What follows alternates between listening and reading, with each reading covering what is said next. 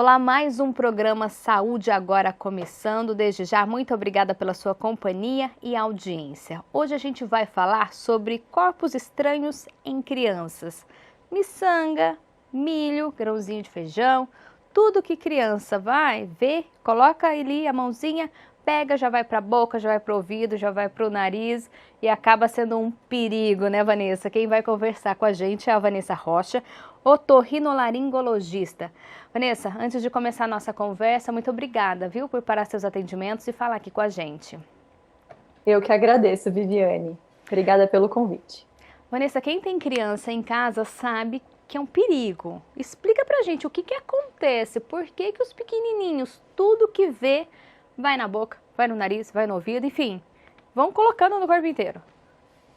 Eles estão numa fase de descoberta, então, especialmente crianças entre os 3 e os 5 anos, são muito curiosas.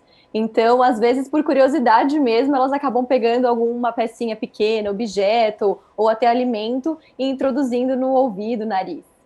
A gente tem aqui, ó, miçanga, grão de milho ou de feijão, bateria, massinha, espinho de peixe e ossinho de galinha são os principais aí tipos de corpos estranhos encontrados em criança. Corpo estranho é isso, esses objetos, esses alimentos que vão parar dentro do corpinho da criança.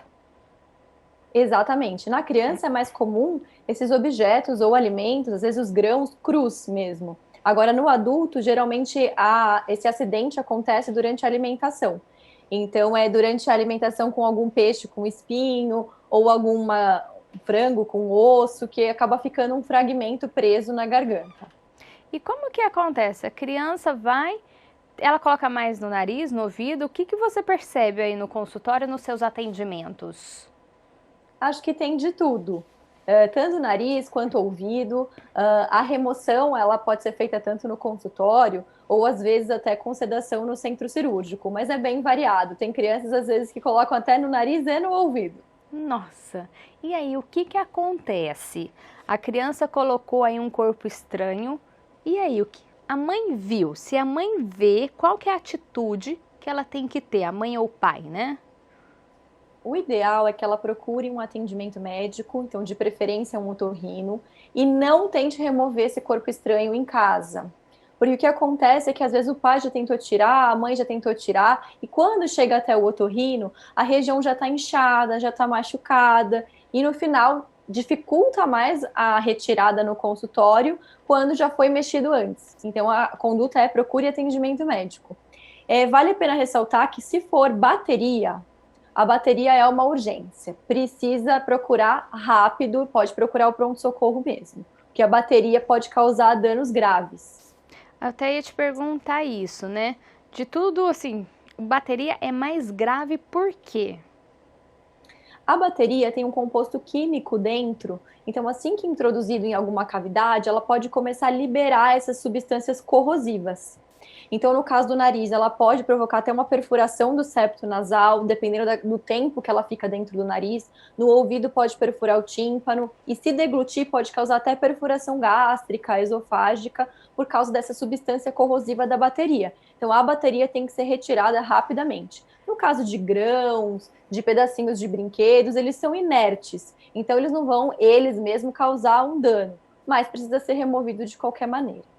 Como você disse, a bateria tem que então já correr para o profissional, os outros objetos ou grão, não. Quanto tempo mais ou menos pode ficar aí no corpo da criança? Aconteceu no final de semana, o médico é só segunda. A gente pede para procurar o médico o mais rápido possível, mas não tem problema se demorar 2 dias, no dia seguinte, geralmente não oferece risco. Claro que se for possível um atendimento rápido, é a situação ideal. Aconteceu, a gente está falando aí que a mãe ou o pai ou o responsável, enfim, viu que a criança fez isso. E se ninguém percebeu, ninguém viu, como que vai notar que tem algo ali? No ouvido, o mais comum é na consulta com o pediatra. Então, quando foi na consulta com o pediatra, colocou o otoscópio para olhar o ouvido e percebeu que tinha milho, tinha alguma coisa que a criança introduziu lá dentro. Nesse caso, o pediatra já encaminha para o otorrino para fazer a remoção. Agora, no caso do nariz, o sintoma mais comum é como a criança acaba introduzindo esse objeto de um dos lados do nariz. O mais comum é que 4, 5 dias depois dessa introdução comece uma secreção nasal fétida, às vezes com raios de sangue, aspecto purulento mesmo. Quando a criança tem essa idade, entre 3 e 5 anos, a gente já levanta a hipótese de que ela pode ter introduzido algo no nariz e ninguém viu. E como que é feita a retirada? Tem que colocar algum anestésico, algum remédio? Como que funciona? E quando que tem que ir para a cirurgia? A gente tem algumas pinças especiais do otorrino que a gente consegue pescar esse corpo estranho e retirar. Então, se não tiver inchaço ou ele não tiver num local muito difícil, às vezes a gente consegue fazer essa retirada no consultório. Mas casos em que a criança é muito agitada ou já foi tentado retirar antes e o local está inchado, o melhor é fazer uma sedação no centro cirúrgico e aí, então, com a criança bem paradinha, sedada, conseguir remover esse corpo estranho. Algum exame também pode ser feito? E no caso, se ela engoliu? Sim. Então, às vezes, se há essa suspeita e só de olhar na rinoscopia, por exemplo, simples, e a gente não acha esse corpo estranho, a gente faz um exame chamado nasofibrolaringoscopia. Nada mais é do que uma fibra óptica que passa pelo nariz, até o fundo, até chegar na garganta. Então, com essa fibra óptica, eu consigo ter uma visualização muito melhor da cavidade nasal e procurar eventuais corpos estranhos. Então, é um exame que é bem aliado para quando a gente não encontra. Se a criança deglutiu, engoliu, às vezes ela precisa fazer endoscopia. E se ela aspirou, às vezes a broncoscopia é necessária. E a gente sabe, é muito comum, né, criança fazer isso. É perigoso? Pode ser fatal? É perigoso, pode ser fatal. Então, existem até alguns alimentos, como milho, amendoim, alimentos muito pequenos, que nem são recomendados para crianças abaixo de 4 anos, porque o risco de aspirar, de engasgar é grande. Então, se for consumir alimentos sempre sob supervisão de um adulto, com cuidado, um por um para a criança, para evitar engasgos mesmo que a criança aspire esse alimento. Eu até ia falar isso, era a minha próxima pergunta. Amendoim, milho, peixe com espinho, evitar é a melhor Crianças coisa. muito pequenas, melhor evitar. Porque até mesmo sob supervisão, né, se ocorrer, às vezes ficam alguns grãos de milho inteiros no fundo do saco, se a criança às vezes que for deglutir isso, ele pode acabar indo para o lugar errado, ou até ela pode introduzir no nariz ou no ouvido. A gente está falando de alimentos, mas a gente disse também de bateria de brinquedo, algumas pecinhas, tudo é perigoso, né? Ler embalagem, ler a indicação também daquele brinquedo é fundamental. Perfeito. Toda a embalagem dos brinquedos, isso é lei, é obrigatório que tenha uma indicação de idade mínima que esse brinquedo é recomendado. Frequentemente, quando a gente vê, por exemplo, uma inscrição 5 mais, que é acima dos 5 anos, esse motivo de ser acima dos 5 anos é por conter peças muito pequenas, que a criança pode desmontar ou pegar essas pecinhas mesmo e acabar tendo um acidente. A gente está falando aí de criança, mas corpo estranho também é encontrado em adulto, né? Você disse lá no começo da nossa conversa. Isso mesmo. Também é encontrado em adultos e geralmente provenientes da alimentação. Então, um adulto mais comum é espinho de peixe, na região principalmente das amígdalas, da garganta, ou fragmentos de osso de galinha, aí um pouquinho mais embaixo, na região da faringe ou laringe, são os mais comuns. E aí, quando a pessoa é adulta, o que que faz? Ela começa a engasgar, por exemplo, e aí?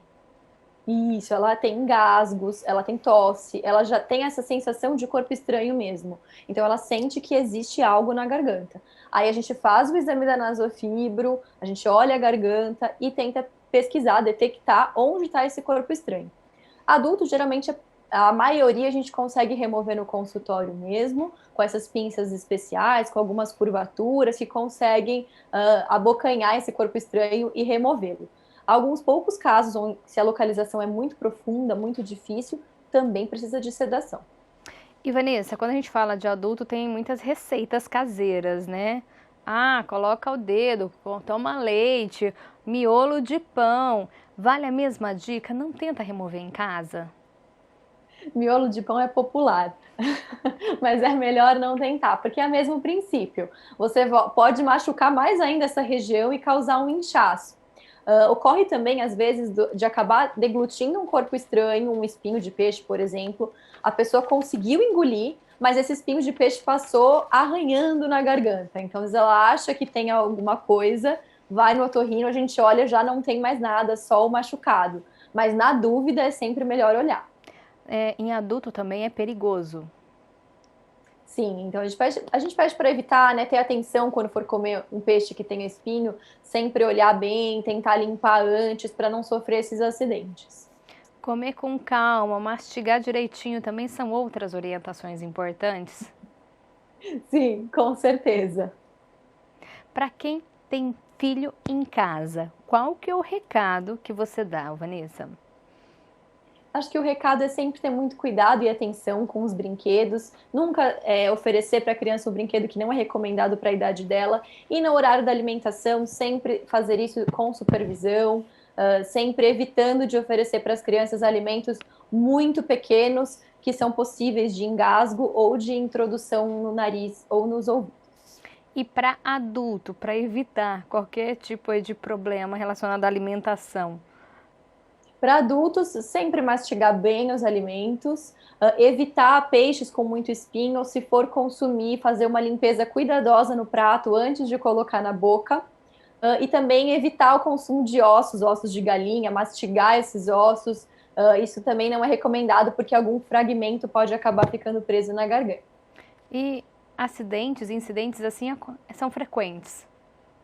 São relativamente frequentes. E dá No para evitar. pronto-socorro, como urgência, a gente vê bastante. E são totalmente evitáveis, exatamente. Vanessa Rocha, ela é otorrinolaringologista, ela que falou aqui com a gente no quadro Saúde Agora. Vanessa, muito obrigada, viu, por falar Eu que sobre agradeço. esse assunto tão importante, né? Às vezes a gente fala, só colocou um grãozinho de feijão, mas pode ser muito perigoso e tem que tomar cuidado, criança e adulto, né? Exatamente. Então, Vanessa, Muito obrigada, Viviane. Então, Vanessa, mais uma vez, muito obrigada. A gente que agradece. A você de casa, obrigada pela companhia e audiência. A gente volta a se ver no próximo Saúde Agora.